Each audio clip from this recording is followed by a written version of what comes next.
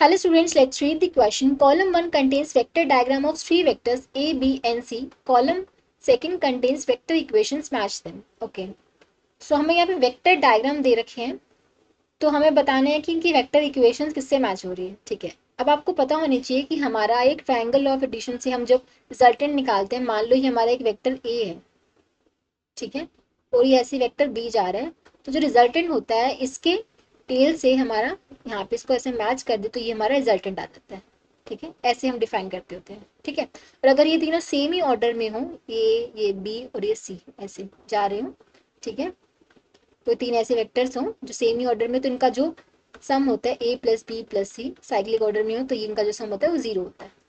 ठीक है, तो अब यहाँ पे देखो, पहले हम देख सकते हैं तीनों एक साइक्लिक ऑर्डर में A plus B plus C, तो इसकी जो इक्वेशन आएगी वो क्या आएगी, A plus B plus C equals to zero. ठीक है, अदरवाइज इसको हम वैसे भी देख सकते हैं, देखो ए ऐसे जा रहा है, बी ऐसे जा रहा है, तो अगर इसका जो रिजल्टेंट होगा वो कुछ ऐसे आएगा. ठीक है, मतलब ए प्लस बी का जो रिजल्टेंट होगा वो इस डायरेक्शन में होगा. अब सी की डायरेक्शन हमें ऐसे दे रखी है डायग्राम में, मतलब ए प्लस बी का रिजल्टेंट माइनस सी के इक्वल होना चाहिए, है ना. सी की डायरेक्शन ऐसे है तो ए प्लस बी का रिजल्टेंट माइनस सी के इक्वल होना चाहिए, तो इस इक्वेशन को रीअरेंज करके ऐसे भी ले सकते हैं, A plus B plus C equals to zero. तो इससे भी ये इक्वेशन आएगी. तो जो फर्स्ट वाला हमारा किससे मैच कर रहा है, A plus B plus C equals to zero, या फिर A plus B equals to minus C, मतलब ये आर से मैच कर रहे हैं. ठीक है, one is matching with R. ठीक है, फिर उसके बाद देखो सेकंड वाला हम देखते हैं, ये कैसे मैच कर रहा है. देखो a प्लस बी, सीधा सीधा देख सकते हैं कि a प्लस बी का रिजल्टेंट है वो c के इक्वल आ रहा है. हमारा a ऐसे जा रहा है, b ऐसे जा रहा है, तो a प्लस बी हमारा का रिजल्टेंट क्या है, c आ रहा है. तो इसकी जो इक्वेशन हो जाएगी क्या हो जाएगी, vector a plus vector b equals to क्या होगा, c के इक्वल होगा. तो ये हमारा मैच करेगा s से.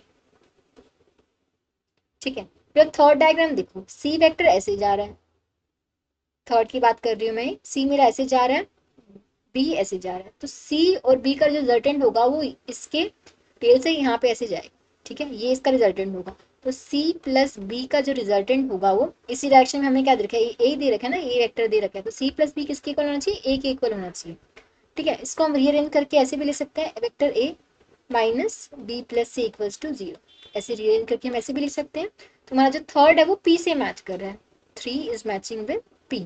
फिर फोर्थ देखो, बी वेक्टर ऐसे जा रहा है, या फिर हम ऐसे देखें, फोर्थ वाला देखो, सी वेक्टर हमारे नीचे ऐसे जा रहा है. ठीक है, फिर इसके टेल से आगे कंटिन्यू, इसके हेड से आगे हमारा एक और ये वेक्टर जा रहा है, ये ए वेक्टर. ठीक है, अब देखो ये सी वेक्टर, तो सी से सी वेक्टर ए वेक्टर का जो रिजल्टेंट होगा यहाँ से ऐसे शुरू होगा, यहाँ पे खत्म होगा. सी वेक्टर ए वेक्टर का रिजल्टेंट कुछ ऐसे आएगा, जो कि हमें देख सकते हैं बी वेक्टर दे रखा है, मतलब सी वेक्टर प्लस ए वेक्टर का जो रिजल्टेंट है वो बी वेक्टर होना चाहिए, ऐसे इस डायग्राम से. ठीक है, तो इस इक्वेशन को आप रीअरेंज करके ऐसे भी लिख सकते हो, सी उधर ले जाओ तो ये हो जाएगा बी माइनस सी, और इक्वल ए के इक्वल आ जाएगा. ये this implies also, right, this equation implies this. So B minus C equal to A के इक्वल आ गया. तो जो हमारा फोर्थ है वो क्यू से मैच कर रहा है.